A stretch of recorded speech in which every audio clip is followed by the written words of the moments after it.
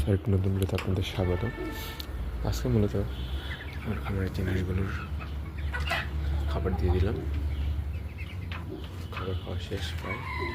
এখন দেখুন কী করতেছে। ওরা এখন প্রচুর পরিমাণে কচুরিপানা খাওয়ার জন্য উৎসাহ নিয়ে আছে।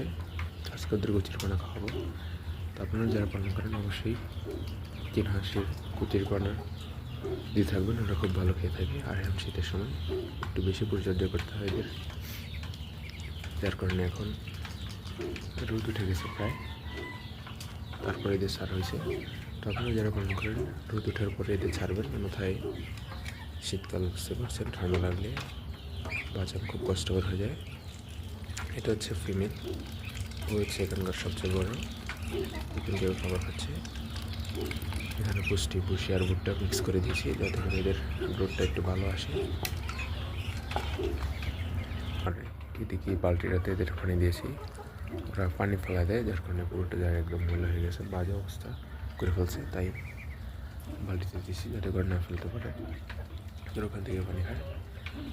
আর এই হচ্ছে আমাদের মুরগিগুলোর অবস্থা। ওদের আজকে সেম খাবার দিয়েছি, ওটা খুব স্বচ্ছন্দে খাচ্ছে মাশাআল্লাহ। এই জন্য সবাই দেওয়া করবেন।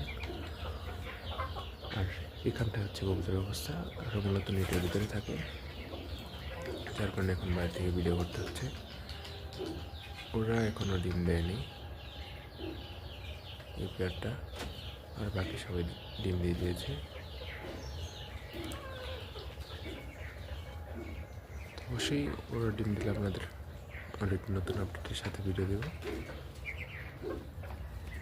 তো এখন এদের পরিমিত পরিমাণে অধিক হারে খাবার দেওয়া লাগতেছে, যার কারণে ওদের কস্ট বেড়ে যাচ্ছে। যার কারণে আশা করছি এই মাসের মধ্যে এদের সেল করে দেবো, যারা রাখা যাবে না, ওরা অনেক খাবার খায়। তবে যাদের বাড়ির আশেপাশে প্রচুর পরিমাণে ঘাস আছে তারা লালন পালন করে বড় করতে পারেন, আপনাদের খাবার খরচ কম লাগবে এবং বড় করে বিক্রি করলে লাভবান হতে পারবেন। কিন্তু আমার এখানে আশেপাশে এত ভালো পরিমাণে গাছপালা নেই, যার কারণে এদের খাওয়াতে পারছি না, কিছু করার নেই, বিক্রি করে দিতে হবে। এতে হচ্ছে ওদের অবস্থা, দেখতে পাচ্ছেন। হচ্ছে আমার নেটের মুরগিগুলোর অবস্থা। আজকে এটুকুই ছিল, সবাই দোয়া করবেন এদের জন্য বিক্রি করে দিতে পারি।